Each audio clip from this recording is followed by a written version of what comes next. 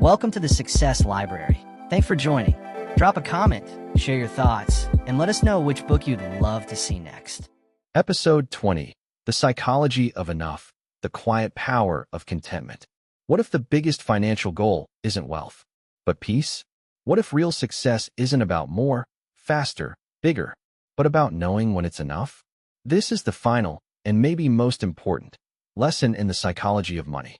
Enough is the gold standard of financial wisdom. Because if you don't define what enough means to you, you'll never stop chasing. You'll keep moving the goalpost. No matter how much you earn, it won't feel like success. You'll compare yourself to people with more. You'll grind for things you don't even want. And the cycle won't end until you choose to end it. Let's start this episode with a simple question. What does enough look like for you? Not society, not social media, not your neighbor. You. Maybe it's being debt-free, having time to take your kids to school, earning enough to support your parents, freedom to travel twice a year.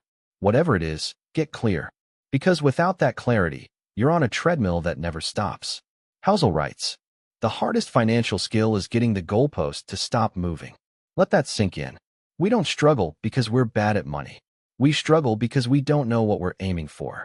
And if you don't know when you've made it, you'll always feel like you haven't. Here's a real story Housel tells. A famous hedge fund manager was at a party. Someone said to him, "You know, this crypto guy made more money this week than you've made in your career." The fund manager smiled and said, "Yeah, but I have something he'll never have enough." That's the secret. Enough is invisible. It's quiet. It doesn't get headlines. But it's what allows you to enjoy what you've built, instead of being tortured by what you haven't. Let's break down how to develop your own psychology of enough. 1. Stop comparing.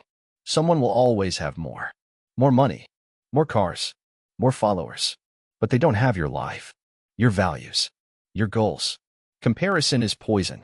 Replace it with perspective. 2. Separate wants from needs. Marketing is built to convince you you're lacking something. Take control of that narrative. Ask yourself, is this a true need, or am I chasing status? 3. Define success on your terms. Write it down. Get specific. If success equals freedom plus peace of mind plus time with family, then structure your money around that, not someone else's vision.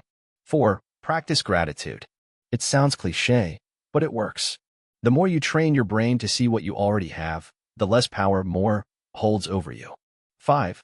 Recognize when to stop. Some goals should end. Some dreams should change. Some chasing needs to stop, not because you failed, but because you won. Here's a truth few talk about. Happiness isn't found in getting more. It's found in knowing when you've got enough. If you can reach that place financially and mentally, you've achieved what very few people ever do. Final thought. Money is just a tool. It's not your identity. It's not your worth. It's not the finish line. The real win is living on your terms. Waking up without anxiety. Being able to give. Being able to breathe. So if this series taught you anything, let it be this. You don't need to be rich to be free. You don't need to have it all to be happy. You just need to know you're enough, and then live like you mean it. That's the psychology of money. That's the end game. That's peace.